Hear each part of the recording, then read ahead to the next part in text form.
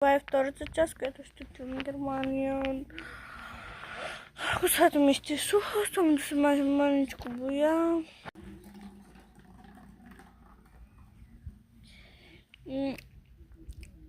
Готови сме боята. Хора, радите ли се, ще отивате на друго място и просто вие, ако бяхте на моето място, щяхте ли да отивате? Аз, например, да, защото хора не е живот. Аз не мога да отивам да работя. Просто ще отивам там за 5-6 месеца.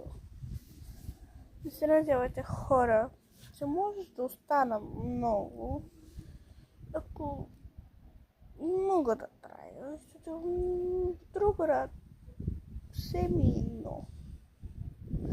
Хора, надявате ли се, че ще бъде така нататък? Ще видите напред какво ще стане. Така, да си стрижем косата.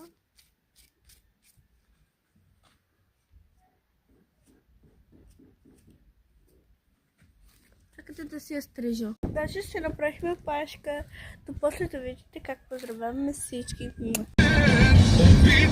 те още и търся те нощем, без тебе как боли ме боря. Нека ви кажем по-подробно. Вчера, първата, втора, просто чуби се с буса на човека. И стигнахме до още 2-3 км, стигнахме до Пловдив. Но нещо не става буса. Преди да спре буса, ние отидохме на гастацията, хора. Вече стигнахме до Пловдив. И какво стана? Не става. Връщахме се до човека. Много се измъчи, ама. Хора, да виждате какво стана. Ужас, хора! Човека много се изнерви. Мисля, че. Ама търпи. Какво може да прави за едни пари?